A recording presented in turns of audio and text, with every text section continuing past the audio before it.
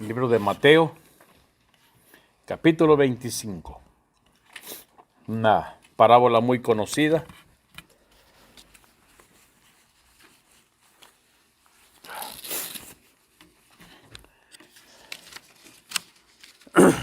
El estudio, la prédica se llama La lámpara.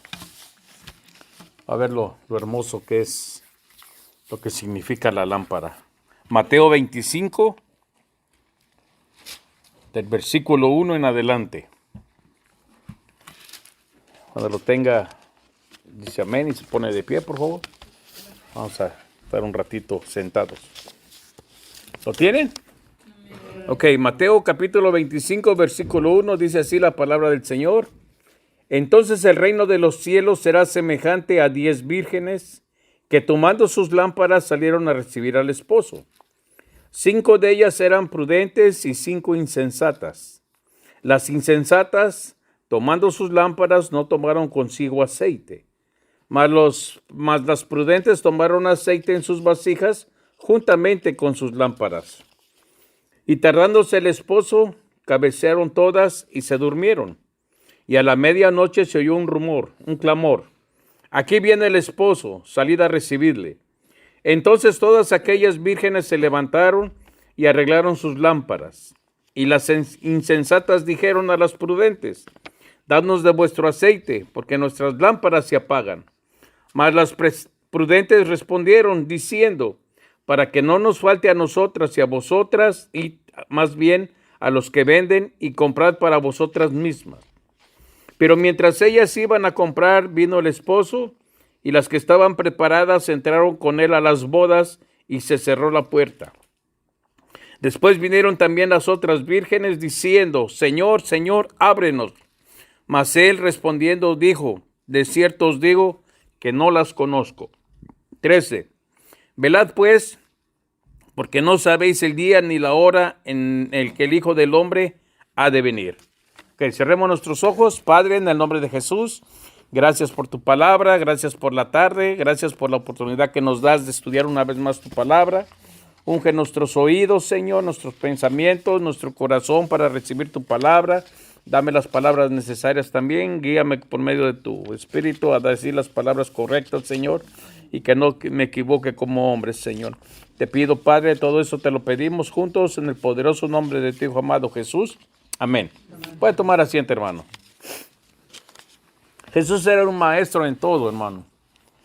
Jesús conocía las tradiciones, conocía los mandamientos, conocía todo lo que decía la Biblia de los hebreos.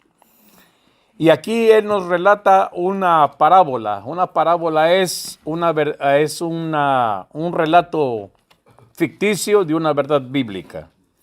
Y aquí hay cosas para notar en estos 13 versículos. El primero que dice que todos tomaron sus lámparas y salieron a recibir al esposo. Lámpara. Cuando usted dice la palabra lámpara, vienen a nuestra mente probablemente muchos versículos. Lámpara es a mis pies tu palabra y lumbrera en mi camino. Jesús también dijo que la lámpara de nuestro ser son nuestros ojos. También dice el capítulo 61 de Isaías y capítulo 4 de Lucas, dice que vino a darle luz a los ciegos, a abrirle sus lámparas, a quitar a aquellos que estaban vendados, a abrir sus lámparas. Las lámparas es muy importante y tiene que ver con un servicio que se hacía en el templo. Primero en el tabernáculo y después en el templo. Otro punto dice que de 10 vírgenes, 5 eran sensatas y 5 eran insensatas. Aquí le dice prudentes, sensatas y las insensatas. Dice que todas tomaron su lámpara, pero 5 de ellas no tomaron vasija con aceite. La forma más, lo que podemos entender como lámpara es aquella como lo que nosotros llamábamos quinqué, ¿se acuerda? Que se le ponía aceite, petróleo, gaseol y se salía la mechita. Se acababa el aceite, se acababa el combustible, se apagaba. Entonces dice que las insensatas no tomaron aceite consigo, mas las prudentes tenían la lámpara llena de aceite, mas aparte tenían una vasija aparte. Por eso es que se les llama prudentes. Dice que Todas esperaban al esposo. Tal vez ustedes no han leído, no han investigado cómo eran las bodas en ese entonces. En ese entonces, cuando el marido o el muchacho, el hombre quería casarse con una mujer, se hacía toda la ceremonia y la mujer la esperaba en su casa. Entonces el marido salía con todos sus amigos, sus familiares, y venían por la calle gritando, ahí va el esposo, ahí va el esposo. Por eso se entiende que dice que todas cabecearon hasta que se oyó la voz que clamaba, ahí viene el esposo. Ahí no es como era antes, como es hoy, hermano.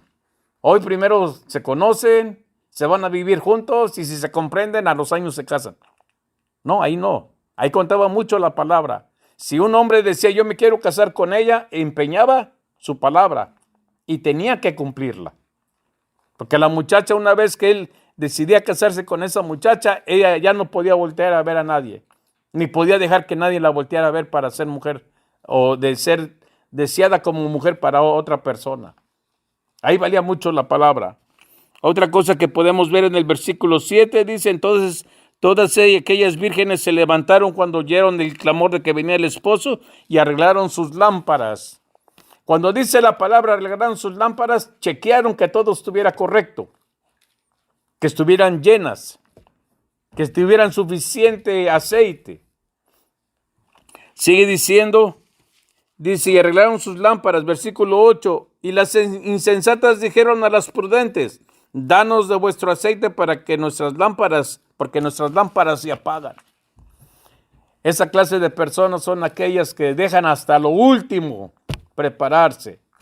Probablemente digan, yo tengo tiempo, la vida es larga, como muchos cristianos, mañana voy a vivir, cuando Pablo dice que mañana no sabemos qué va a pasar. Esa era la clase de imprudentes. Dice, y le dijeron a las prudentes en el versículo 9, para que no nos falte a nosotras y a vosotras, id más bien con los que la venden y comprad para vosotras mismas. Una persona prudente no da de lo suyo, sabiendo que le puede hacer falta. Eso es lo que enseñan las vírgenes prudentes. Dice en el versículo 10, y las que estaban preparadas entraron con él a las bodas y se cerró la puerta. Hay un canto que se cantaba mucho en las iglesias que decía, serán como las 10 vírgenes que estaban esperando al esposo, y sigue diciendo, y luego dice, y las 5 que estaban preparadas se fueron con él. La Biblia no dice que se fueron con él, dice que entraron a la casa, al cuarto de las bodas y cerró la puerta. No es que se fueron. Por eso muchas veces los cantos están equivocados o tienen fallos bíblicos. Sigue diciendo en el versículo 10, y las que estaban preparadas entraron con él a las bodas y se cerró la puerta.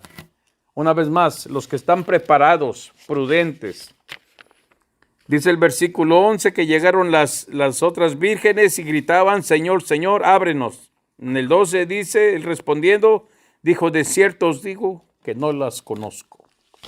Triste va a ser para muchas personas, muchos cristianos, cuando se cumpla eso allá, cuando Él venga. Ahora bien, para poderlo entrar en materia, fíjese lo que significa la palabra prudente. Significado de prudente o sensata, dice que es que muestra buen juicio, prudencia y madurez en sus actos y en sus decisiones. Eso significa ser prudente o sensato o sensata. Que muestra buen juicio, prudencia y madurez en sus actos y decisiones. Ahora vea lo que significa ser insensato o insensata. Necio, que no tiene sensatez, que muestra imprudencia e inmadurez en sus actos y decisiones. Eso es todo lo contrario, lo que significa sensata. Y eso es un llamado para nosotros, porque Jesús está dando una parábola, dando una verdad bíblica a fin de entenderla.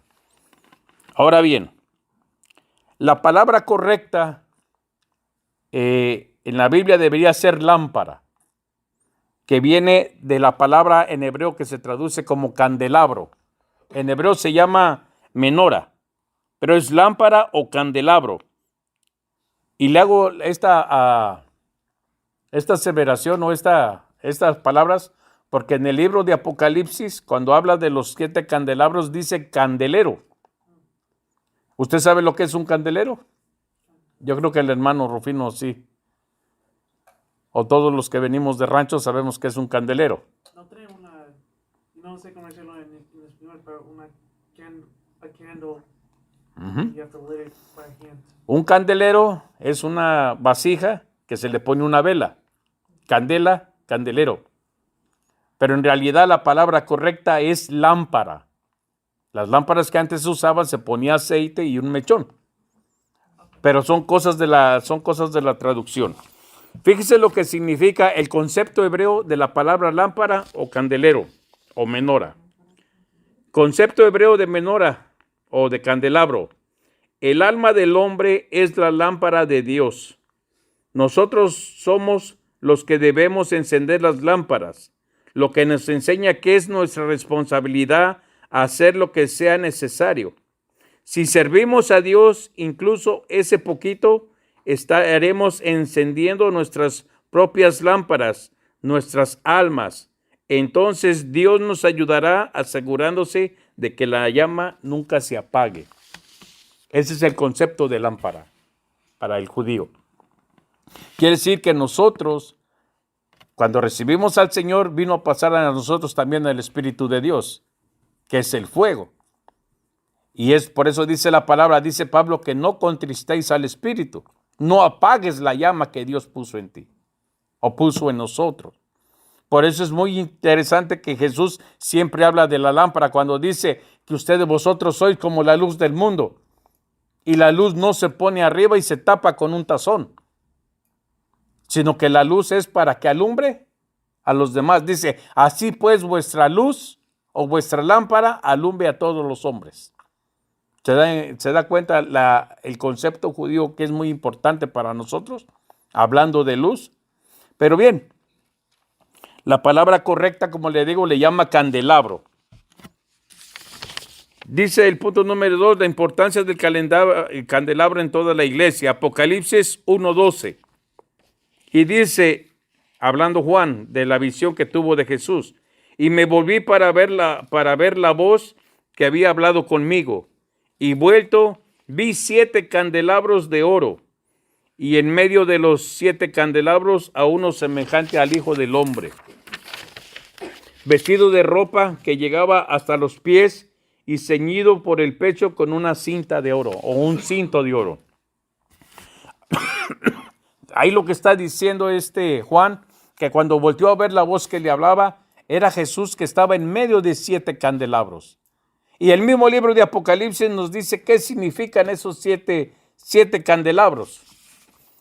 Dice en Apocalipsis 1:20, y el misterio de las 7 estrellas que has visto en mi diestra y de los 7 candeleros de oro, candelabros de oro, las 7 estrellas son los ángeles de las 7 iglesias y los 7 candelabros o candeleros que has visto son las 7 iglesias. Hace 2 diferencias. Habla de estrellas en su mano y habla de candelabros en medio de él, que él está en medio de ellos. Las estrellas significan los 7 ángeles. Muchos estudiosos, la mayoría de los estudiosos consideran y están de acuerdo que las 7 estrellas son los 7 ángeles. Se refiere a los pastores, todo pastor que pone Dios en una iglesia. Por eso si usted lee capítulo 2 y capítulo 3 de Apocalipsis, dice, escribe al ángel de la iglesia. En otras palabras, escribe al pastor de la iglesia. La mayoría casi todos están de acuerdo en eso, que se refiere al pastor, o al que está encargado de la obra. Y dice, y los 7 candeleros o candelabros que has visto son las 7 iglesias. Significa que cada iglesia tiene su propio candelabro. Y ese candelabro es muy interesante, es muy importante, porque ese candelabro estaba dentro del tabernáculo de Moisés y dentro del templo de Jerusalén. Y tiene un significado muy importante, muy interesante, que es de beneficio para nosotros conocerlo. El punto número 4, una cosa interesante, fíjese. Capítulo 2 de Apocalipsis y capítulo 3 habla de 7 iglesias, ¿cierto?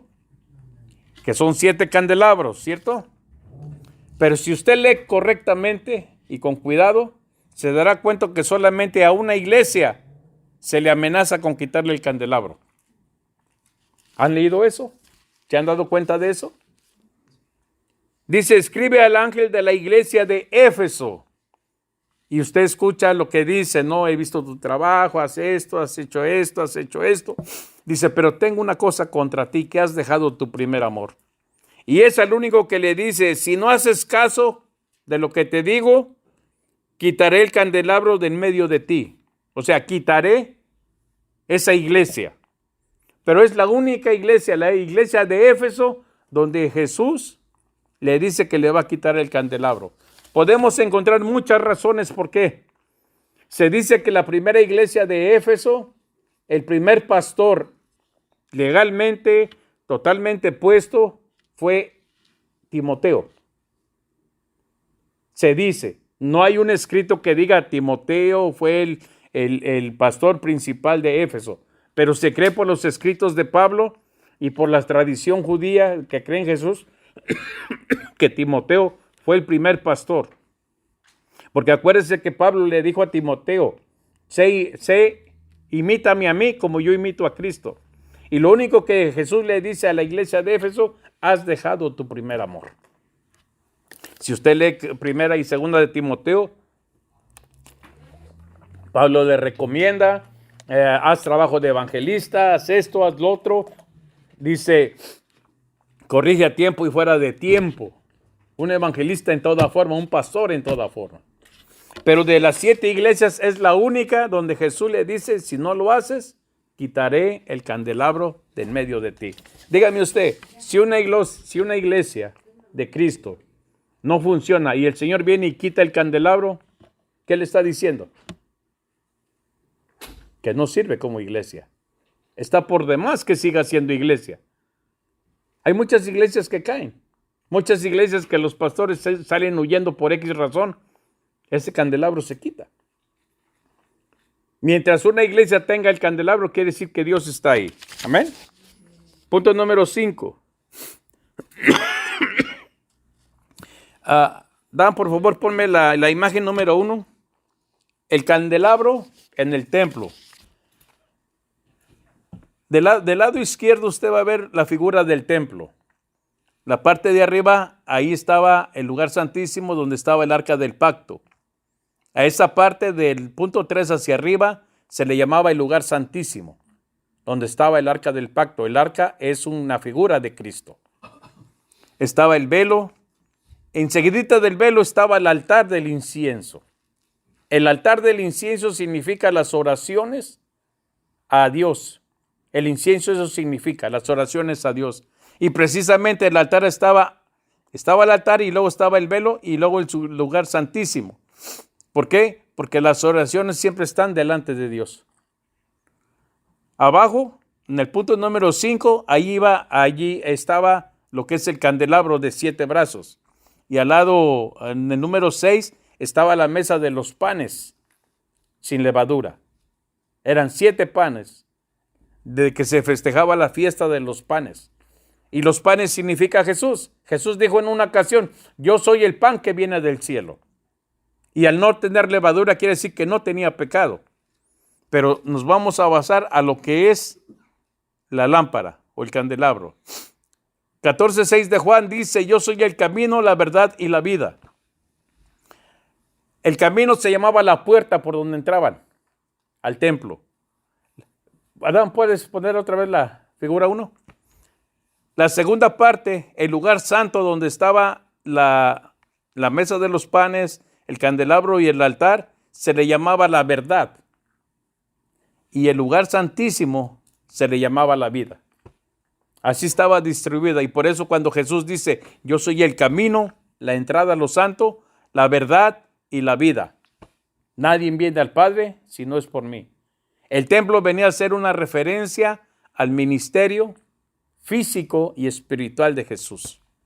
Pero bien, estamos ahorita con el candelabro. Ponme la imagen 2, por favor.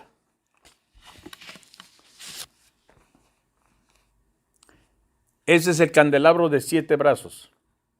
Y eso quiero que lo entienda, que son 7 brazos. Porque hay otro que es de 9. Pero eso los vamos a explicar ahorita. Son 7 brazos. Ese candelabro tiene un significado muy profundo. La línea del medio es una línea recta. Eso significa el número 7 en el candelabro. ¿Usted sabe lo que significa el 7 en la Biblia? El número divino, ¿cierto? Hay 3 a un lado y 3 al otro y están curvos. ¿Sabe usted cuál es el número de hombre? 3 y 3, ¿cuánto da? Y si usted se da cuenta, en medio significa Jesús y los otros 6 están hacia adentro, como rindiéndole homenaje o adoración al del centro. Eso significa ese candelabro.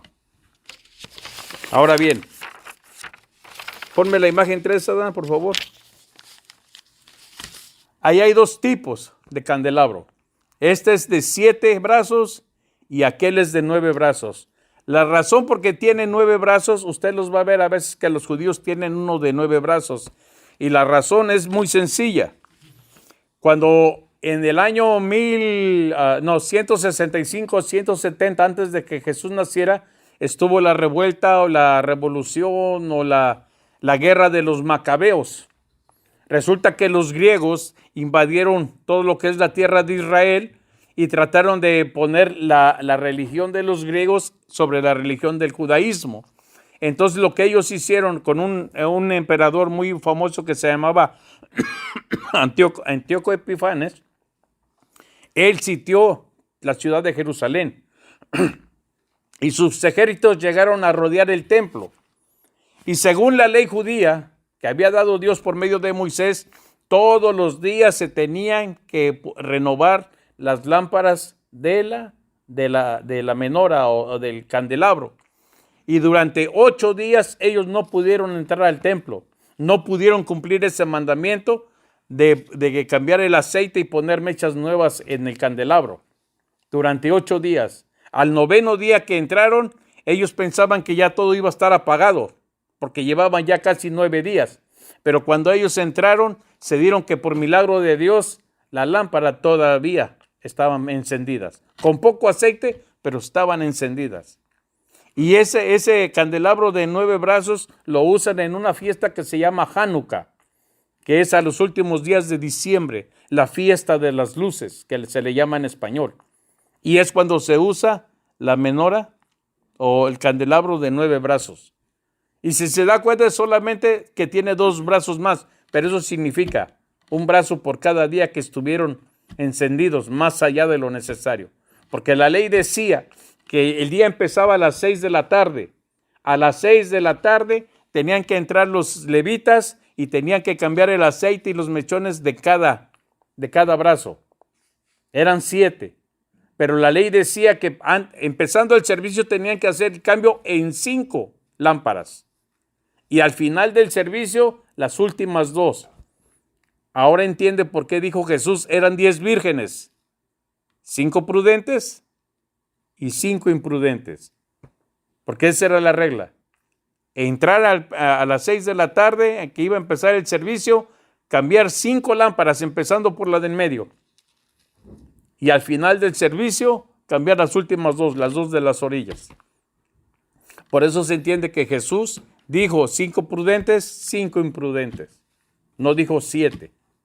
Pero se estaba refiriendo a algo que hacían los sacerdotes, los levitas, todas las tardes. Porque acuérdense, el día judío comienza a las 6 de la tarde. Ahora bien, ponme la imagen 4, por favor, Adán.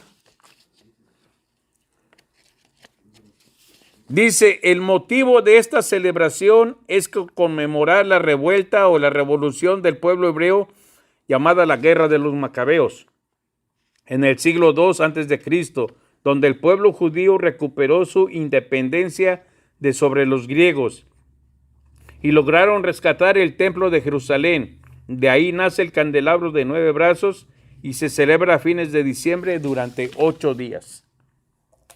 Es una fiesta muy grande en Israel. Y le voy a decir una cosa, que si usted ve las noticias, va a escuchar que, por ejemplo, en la India también se celebra en los mismos tiempos la fiesta de las luces. Y en muchos países de Asia Menor y Medio Oriente ahorita se celebra la fiesta de las luces. Por una simple y sencilla razón.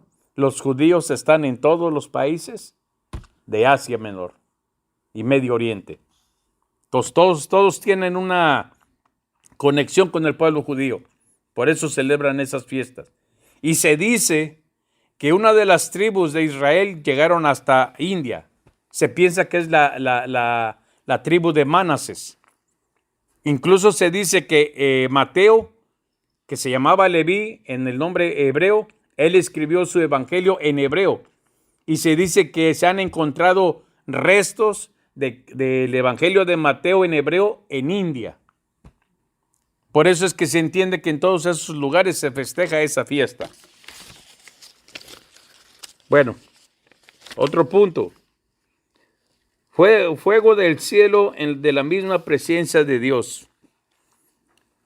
El tabernáculo en el desierto, Levítico 9:24. Recuerde que Dios le mostró a Moisés todo lo que tenía que hacer, todo lo que iba a usar en el tabernáculo, el altar afuera, el lavacro o la fuente de bronce donde se lavaban. Levítico 9:24 dice, y salió fuego de la presencia del Señor, que consumió el holocausto y los pedazos de grasa sobre el altar. Al verlo, todo el pueblo aclamó y se prostró en rostro a tierra. Cuando se iba a inaugurar el tabernáculo, se hizo el sacrificio y se puso sobre el altar. Nadie, ni Moisés, ni Aarón prendieron fuego manualmente. Cuando ya estaba todo en el altar, fuego de la misma presencia de Dios cayó del cielo y prendió el holocausto y lo consumió. A partir de ahí, todo el pueblo de Israel, empezando por los sacerdotes, tenían que cuidar que ese fuego no se apagara. Porque ese fuego no fue encendido por ningún hombre, sino descendió de la misma presencia de Dios. Lo que sí da instrucciones Dios es que cada cierto tiempo tenían que mantenerlo con leña ardiendo. Y una cosa muy importante, hermano, para poder encender las lámparas, cada tarde tenían que tomar fuego del altar. Ellos no podían encender ningún fuego por sí solo. Tenían que tomar fuego del altar para prender las lámparas del candelabro dentro del templo, empezando por la del medio, que es la principal, que es la que está recta completamente. Y eso lo vemos también en la dedicación del templo por medio de Salomón, Segunda de Crónicas 7:1. Y esta razón es que Dios vuelve a descender fuego del cielo por una simple y sencilla razón. Recuerde que todos los del tabernáculo, todos los instrumentos, el arca del pacto, habían quedado fuera de Jerusalén por 35 años, que fue cuando David manda traer todo a Jerusalén para tener preparado todo para construir el templo, que al final lo vino a construir Salomón. Segunda de Crónicas 7:1 dice, cuando Salomón acabó de orar, descendió fuego de los cielos y consumió el holocausto y las víctimas, y la gloria de Jehová llenó la casa. Una vez más, fuego del cielo. No había sacrificios. No se había cumplido las órdenes de Dios de acuerdo al tabernáculo, hasta que Salomón volvió a hacer o construyó el templo.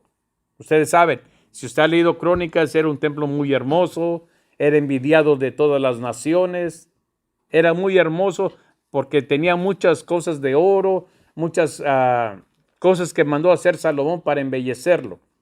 Pero una vez más, el fuego no fue encendido por hombre alguno. El fuego descendió de la misma presencia de Dios para volver otra vez a hacer todo lo que se les había dicho a Moisés y Aarón de cómo se debía hacer el fuego y prender el fuego dentro del templo en las lámparas del candelabro. Y esto viene a ser algo para nosotros muy significativo, hermano. Pablo dice que nosotros somos herederos de un mejor pacto. El pacto es por medio de la sangre de Cristo. Y en nosotros se cumple esa palabra también. Fíjese lo que dice, bueno, ya me imagino que sabe a qué me refiero. Hechos capítulo 2, versículo 3. Y se les aparecieron lenguas repartidas como fuego, asentándose sobre cada uno de ellos. Ya no es un candelabro. Ya no es una figura física lo que usamos. Ahora usamos nuestra propia vida, nuestro propio cuerpo. Porque ese fuego ya no está sobre un candelabro de metal o de oro. Ahora está dentro de nosotros. Como dijo Pablo, está en vasijas de barro que se están perfeccionando. Pero ahora nosotros mismos tenemos esa lámpara, tenemos ese fuego del Espíritu. Ahora, está en nosotros hacer que ese fuego crezca o ese fuego disminuya. Para que crezca, ¿qué tenemos que hacer? ¿O qué se supone que debemos hacer? Tenemos que dar frutos del Espíritu, ¿no? Tenemos que seguir al Espíritu, tenemos que estudiar con el Espíritu. Tenemos que dejar que sea el Espíritu el que nos enseñe cómo debemos hacer las cosas. Pablo dice que el Espíritu pone el querer como el hacer. Pero para poner el querer, nosotros debemos querer obedecerlo, ¿cierto o no? Porque si no lo queremos hacer, de nada sirve que Dios quiera que nosotros cambiemos si nosotros no queremos cambiar. Eso es muy importante. Por eso ya no hay templo. Por eso no hay candelabros de oro. Ahora el fuego está dentro de nosotros. Nosotros somos esas lámparas. Y como le digo, Jesús muchas veces comparó al hombre con una lámpara. Dice que ustedes están en un lugar alto para que alumbren a todos los demás. Los ojos son las lámparas del ser humano. Debemos quitarnos, como dice Isaías 61, quitarnos la venda que tenemos en los ojos. Hay gente que Dios le quiere quitar la venda, pero ellos no quieren. Quieren tener las lámparas apagadas porque piensan que así tienen una disculpa de que yo no sabía, no me pueden acusar de algo que yo no sabía. Cuando las mismas palabras los están condenando. Ellos no quieren esa luz. Amén. Ahora bien, ponme la imagen 5, Adán, por favor. Volvemos otra vez a lo mismo, mire. La parte del medio es la más importante y la que no está doblada. Y va hacia arriba más que las otras. Lado izquierdo, lado derecho es número de hombre, el 6. Y la base es Dios. Todo está basado en Dios por medio de Jesús. Y todos los demás que están a los lados es el hombre, que siempre está o debe estar en adoración a Jesús. Eso es lo que significa. Por eso, desgraciadamente, los judíos, tantas cosas que ellos tienen y por su necedad no quieren reconocer todo esto lo que significa. Todo lo que se hacía en el templo, todo lo que estaba en el templo, el mismo templo era un significado del Mesías. Pero ellos en su necedad no quieren aceptarlo. No quieren aceptarlo. Y aún así, siguen con lo mismo de que quieren hacer un templo porque ellos están esperando al Mesías, cuando sabemos que el Mesías ya vino. Pero la base de todo es Dios. Eso es lo más importante. Dios es el que puso su manera de hacer las cosas, cómo se deberían hacer, cómo se deberían cumplir, y todo lo que Él mandó hacer en el templo tenía un significado. Fíjese lo que dice el punto número 10. Esta figura de este candelabro tiene una figura parecida. ¿Alguno se la encuentra? Jesús habló de eso y le voy a dar un ejemplo. Jesús habló de algo de agricultura. Así como usted ve ese candelabro, se parece a algo. ¿Mande? Un árbol. El pastor tocó ese punto. la vez pasada. ¿Qué árbol se parece? ¿O a qué árbol? ¿Amande? A la vid, exactamente. Fíjese lo que dice Juan 15:5. Yo soy la vid verdadera y mi Padre es el labrador. El Padre es la base. Todo pámpano que en mí no lleva fruto, lo quitará, y todo aquel que lleve fruto lo limpiará para que lleve más fruto. Y ya vosotros estáis limpios por la palabra que os he hablado. Permaneced en mí y yo en vosotros. Como el pámpano no puede llevar fruto por sí mismo, si no permaneciera en la vid, así tampoco vosotros si no permanecéis en mí. Yo soy la vid, vosotros los pámpanos. El que permanece en mí y yo en él, este lleva mucho fruto, porque separados de mí, nada podéis hacer. Ponme la imagen número 6.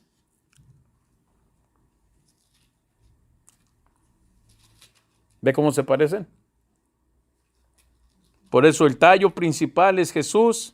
Los pámpanos son los brazos que están doblados hacia adentro. Si la menorá le faltara o el candelabro le faltara un brazo, no sería un candelabro bíblico. Si la vid estuviera nomás la rama derecha y no tuviera las ramas a un lado, no llevara fruto. Eso es lo que significa el candelabro, la vid. Solo que Jesús la presenta como agricultor y la presenta como sacerdote hablando del candelabro y como agricultor hablando de la vid. Y como dijo el pastor, nosotros no éramos de la vid natural o de la vid original, sino fuimos injertados en el tallo principal que es Jesús. Y gracias a eso pasamos a ser parte del pueblo de Israel, espiritual. Eso significa el candelabro. Aparentemente nomás es un candelabro o la Biblia habla de un candelabro, pero todo lo que estaba dentro del templo tiene sentido, tiene un significado. Y el significado es que gracias a Dios, por medio del sacrificio de Jesús, todos venimos a ser partes de su pueblo. Y le voy a contar algo más interesante, hermano.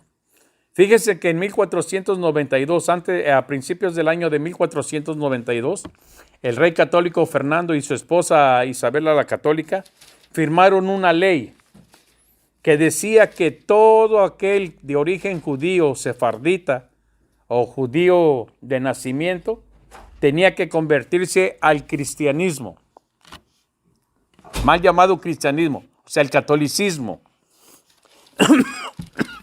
Y aquel que no lo hiciera, le iban a ser quitadas todas sus propiedades y toda su riqueza. Entonces, yo no sé si ustedes han escuchado, pero si quiere, búsquelo en el internet. Busque el libro de Mateo de Shem Tov. Shem Tov era un judío que estudiaba a fondo las escrituras. No era rabino, era simplemente un judío que estudiaba a fondo las escrituras. La ley española que puso este rey decía que todo aquel judío que pudiera defender su fe en frente de los mejores maestros de la Iglesia Católica y les ganaba, podía mantener sus propiedades y su apellido. Entonces lo que hacía este hombre, que todos aquellos judíos que querían defender su fe o su fe en Dios, tal como lo decía su Biblia de ellos, era enseñado por este hombre. Y muchos ganaron. Muchos no les quitaron sus tierras ni sus apellidos, pero la mayoría que no tenían la capacidad o no se sentían capaces, cambiaron varias letras de su apellido. Si usted busca un libro español de 1300, 1400, los puede encontrar en internet. Todos los apellidos, Gómez, Jiménez, Hernández, Álvarez, todos los apellidos que terminan en Z, eran de origen judío. ¿Qué hicieron los judíos? Aquellos que no se sentían capaces o no quisieron entrar a ese reto, cambiaron la última letra de su apellido para darse a conocer que eran judíos. La palabra tierra, que se refiere a Israel como un judío, dice, vámonos a nuestra tierra, la palabra se dice Eretz, E-R-E-T-Z. Entonces ellos, para no perder su identidad judía, cambiaron la S por la Z. Y le digo que si usted ve escritos de apellidos en los años 1300, 1400, se dará cuenta que Hernández va con S, Gómez va con S, Álvarez va con S, Jiménez va con S. Todos los nombres terminaban en S. Cuando entró esa ley, los judíos cambiaron la última letra, le pusieron Z para que fuera una identificación entre ellos de que eran judíos, con la letra Z al final. Por eso, si nosotros nos apellidamos Hernández, Jiménez, Gómez, todo lo que termine en Z, probablemente tenemos un poco de sangre judía o descendemos de judíos. Porque eso fue lo que hicieron los sefarditas. Es interesante, es como entrar a primera y segunda de Crónicas, donde ve todas las, ¿cómo se llama? Todas las generaciones. Hay una explicación por qué ese nombre. Ahora, probablemente no tenemos un apellido que termine en Z, pero un abuelo, una abuela puede haber tenido ese apellido que termine en Z. Entonces, solamente porque el papá cuando pone el apellido cambia, se pone primero el del papá y luego el de la mamá. Pero eso no quiere decir que en la familia hay un apellido que termine en Z. Y le digo, es muy interesante. Muchos de los que vinieron con Cristóbal Colón y sucesivamente en los siguientes viajes eran personas judías que habían sido desterradas porque les habían quitado todo. Se dice que la ciudad de Monterrey no fue fundada ni por españoles 100%, fue fundada por judíos españoles. Porque si usted sabe, la ciudad de Monterrey es muy, su platillo favorito o más conocido es el cabrito. ¿Sí o no? ¿Qué era lo que comían los judíos? ¿Borrego o cabrito? Entonces dice que fue un judío el que fundó la ciudad de Monterrey. De ahí viene que también son bien codos. Pero todo tiene una explicación, hermano. Todo tiene una explicación.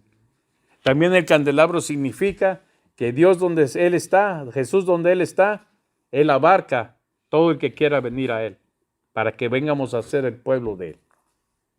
A un pueblo no nacido de sangre como judío, pero un pueblo espiritualmente llamado judío que adora al verdadero Dios.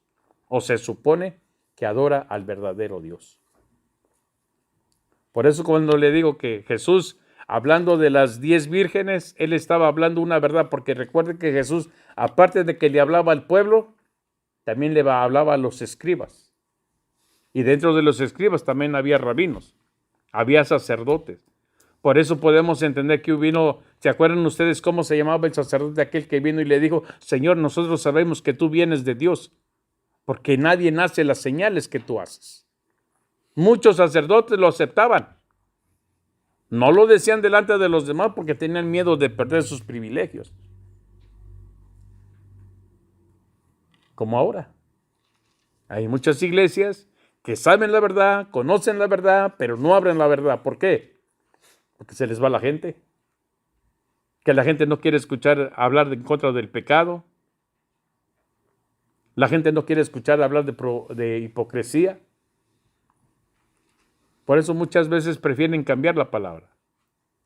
Ese Joel Austin dijo, le preguntaron una vez que por qué no predicaba en contra del pecado. Dice, ¿para qué voy a predicar del pecado? Dice, y hay muchos pastores que predican contra el pecado, dice. Yo por eso les predico, dice, que se superen.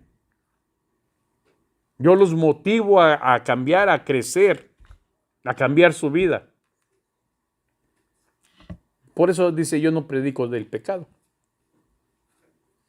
Y eso, dejar de predicar contra el pecado es dejar de predicar la mitad de la Biblia, ¿sí o no, pastor? ¿Qué fue lo que dijo Jesús las primeras palabras cuando comenzó a predicar? Cuando dice arrepentidos, ¿arrepentirse de qué?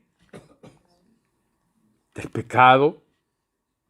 Si una iglesia no predica arrepentimiento ni contra el pecado, hermano, está predicando menos del 50% de la Biblia. Menos del 50% del evangelio. Y de todo eso, todos vamos a dar cuenta. ¿O no, pastor? Así de sencillo, hermano. Si usted no quiere hablarle a la gente, usted no está predicando todo el evangelio. Ahora, una cosa es hablar del pecado y de arrepentirse y otra cosa de condenarlos. Porque para escucharlo usted no los puede estar mandando al infierno cada rato. Porque ni Jesús los mandó al infierno. Él dijo, simplemente no obedeces, ya estás condenado. ¿Ya para qué le va a decir uno? No, allá te van a poner allá, te van a hacer esto, te van a hacer lo otro. Eso ya es por demás, hermano. Una vez que vas de cabeza para allá abajo, ya no hay vuelta para atrás. No es así como dicen los católicos que 9 días de rezos y levantar la cruz y que lo sacan del limbo donde está o de la purificación, ahí donde los purifican y luego van para arriba. No, hermano. Nosotros sabemos que la Biblia es clara. Cuando se muere la persona, o vas para abajo. No hay más vuelta. Pero hermanos, hay que estudiar. Hay que saber presentar el evangelio. Y como dijo Jesús, no tires lo santo a los perros, ni eches los santos a los puercos. Si la persona no quiere, ok, usted ya cumplió con hablarle. Tal vez todavía quiere marinarse un poquito más, hay que lo pasen por el fuego un ratito más para que se afloje la carne. Después tal vez va a volver a escuchar. No es fácil compartir el evangelio. Eso es lógico. Hay personas que ya están listas porque dice que en la iglesia, hablando de la iglesia, en el Hechos de los Apóstoles dice, y Dios añadía a los que habían de ser salvos. Hay personas que ya están listas, pero hay otras que no. Hay otras que, hermano Rufino, ¿qué le hace usted a la carne cuando está dura? A veces la golpea, ¿no? Le da con el martillo ese que tiene los puntitos para que afloje. Así mucha gente quiere. ¿Quiere venir a la mala? Pues Dios no tiene problemas. Uno es el que luego ya no aguanta los garrotazos o las tatemadas que le dan a uno para que haga uno caso. Pero desgraciadamente, hermano, así es. Hay gente que entiende a la primera, gente que entiende a la segunda, gente que entiende a la tercera. Hay otros que de plano no quieren entender, dicen no y no. Dios va a hacer como yo diga, no como Él dice. Triste, pero pasa. Aún dentro de la iglesia, hermano. Hay hermanos que traen sus ideas y no las cambian y no las cambian. Aunque estén leyendo la Biblia, aunque les estén dando estudios, no la cambian. Imagínense, si eso es dentro de la iglesia, imagínense afuera, hermano. Imagínense afuera. Pero el deber de nosotros es entender el evangelio, comprender el evangelio. Dudas que tengamos, quitar las dudas, entenderlo como Dios quiere que lo entendamos para que podamos tener respuesta a las personas que nos van a escuchar. Si usted le ora a Dios, Señor, que un alma este día me gane yo para ti, Dios no sabe, usted no sabe que lo que Dios va a hacer, pero de que le trae el alma, se la trae para que usted le hable. Pero si salimos buscando hacer el trabajo de Dios como aquel que anda buscando trabajo, rogándole a Dios no encontrar, pues así nunca va a llegar nadie. Eso es algo que yo le escuchaba mucho a la hermana Soto, una pastora de allá de Santa Bárbara. Dice que todas las mañanas ella le pedía a Dios, al menos dame un alma que le hable yo de ti. Y esa hermanita, a pesar de la edad que tenía, era aferrada, aventada, hermana. A veces la invitaban a funerales de católicos. Ella nunca decía que no, ella iba.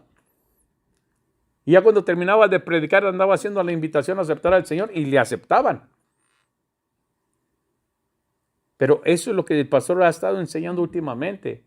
Debemos defender nuestra fe, ser aventados, arrojados, hermano, hablar de Jesús. No soy yo el que los va a salvar, no es usted el que lo va a salvar, es Dios el que va a hacer la obra. Pero nosotros tenemos que abrir la boca. Nosotros tenemos que ponernos enfrente, tenemos que decir la palabra. Mismo Jesús dijo, cuando estén delante de la gente, no piense lo que van a decir. El Espíritu les va a poner lo que vas a hablar.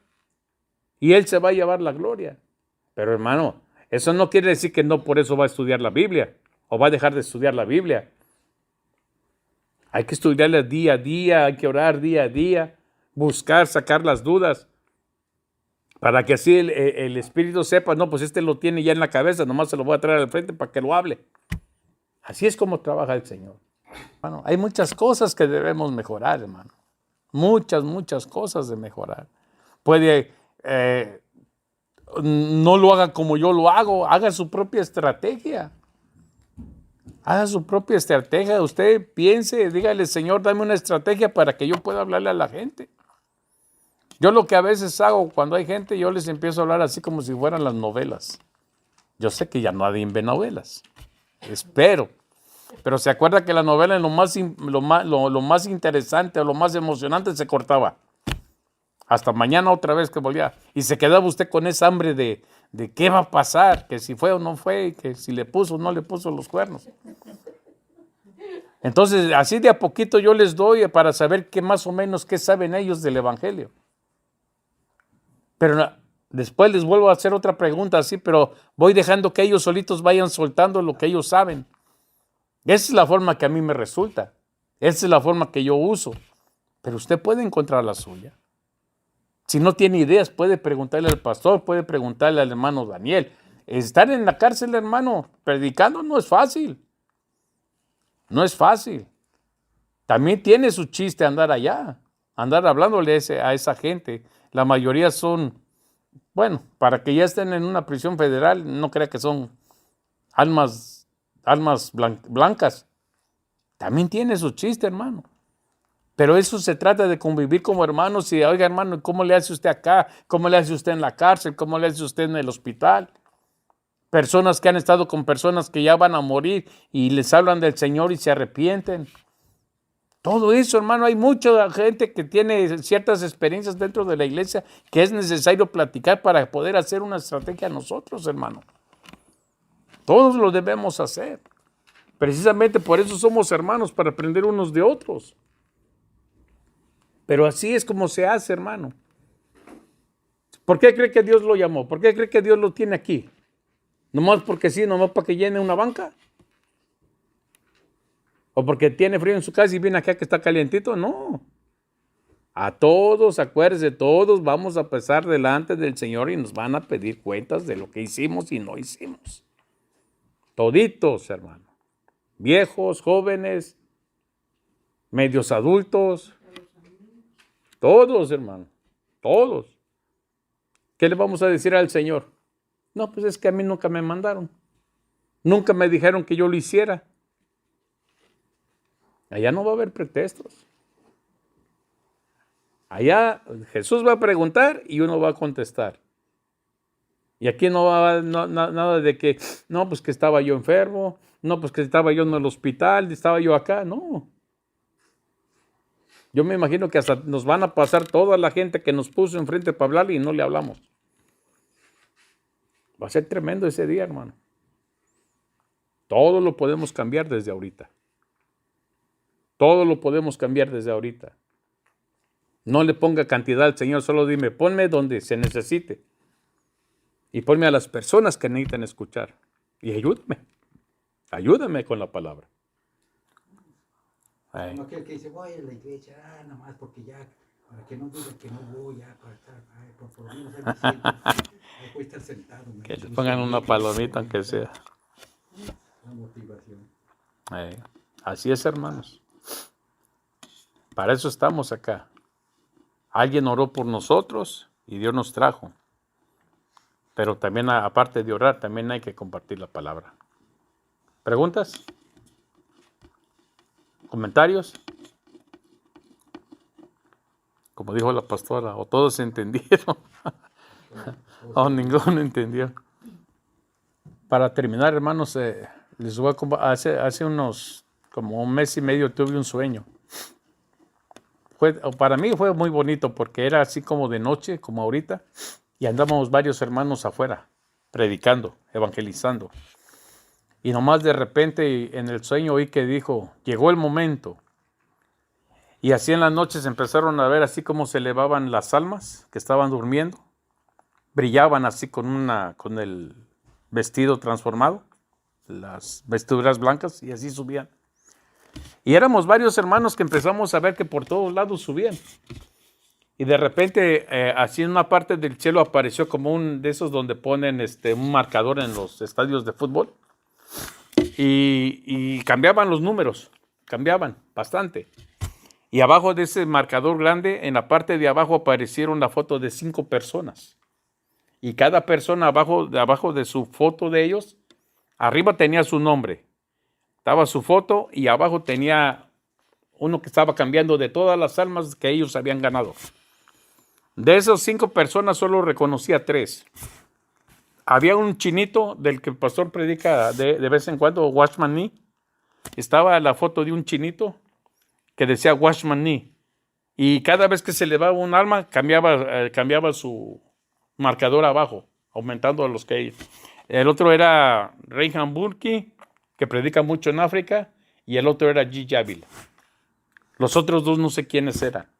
Pero cada que se elevaba un alma, dependiendo de la predicación o de lo que ellos enseñaron, se les iba anotando a ellos. Pero era un montón de números que sí cambiaban, que no se detenía, hermano. Y entonces yo miraba ese marcador, decía, no, pues, ¿yo cuándo voy a estar en ese marcador? Watchman Nee predicó cuando estaba lo mero difícil, la China comunista de Mao Zedong. Y muchos de ellos, hermanos, que dieron su vida, que no se arredraron, hicieron todo lo que pudieron, o más allá de sus esfuerzos, ellos tenían eso, digo que cambiaba, cada ratito cambiaba, nunca paraba ese número de marcar. Jesús una vez le dijo a los discípulos, ustedes vienen a cosechar lo que no sembraron. Allá afuera hay mucha gente que ya menos conoce un poquito del evangelio, que ya nomás necesita el último sacudón para que caiga como la manzana. Pero a veces, hermanos, la cobardía, el miedo, como dice el pastor, el temor que nos paraliza, no nos deja hablar para darle el último sacudón para que caiga esa fruta. Y viene otro y lo hace, y algunos, se metió donde yo ya estaba cosechando. ¿Cuál cosechando? Pues si nunca querías hablar. ¿O no? ¿Ven? Entonces, póngase de pie, hermano, vamos a orar. Padre, en el nombre de Jesús, gracias por tu palabra. Gracias, Señor, por lo que hemos hablado ahora, Señor, que podamos guardarlo, mantenerlo, analizarlo, meditarlo, Señor. Ponerlo por obra también, Señor. Que podamos, Señor, tener la fortaleza, la valentía de compartir tu palabra, de no tener temor a la gente, Señor, que pueda escucharnos o pueda oírnos, Señor. Que sepamos contestar correctamente las preguntas que ellos tengan, Señor. También ponemos en tus manos las peticiones, Señor, que se hicieron. Aquellas que no se hicieron igualmente, Señor, que tú las escuches. Te damos gracias por lo que has hecho, por aquellos que has obrado en cada uno de nosotros, Señor, que a veces no lo compartimos también. Gracias por aquello, Señor. Igualmente, bendícenos en nuestras casas, bendice el fruto del trabajo de cada uno. Bendice el fruto del trabajo de cada uno de mis hermanos, Señor, en cualquier lugar o cualquiera que sea su trabajo, Señor. Bendícenos grandemente en nuestras casas, a nuestros hijos, nuestros nietos, nuestros padres, Señor, nuestros cónyuges. Bendícenos a todos, Señor, y que podamos meditar en tu palabra esta noche, Señor. Gracias por la oportunidad que nos diste de reunirnos y te pedimos que vayas con nosotros, Señor, y que el día de mañana sea de bendición para todos y cada uno de los que estamos aquí y de aquellos que no vinieron. Tú sabes la razón por qué no han venido.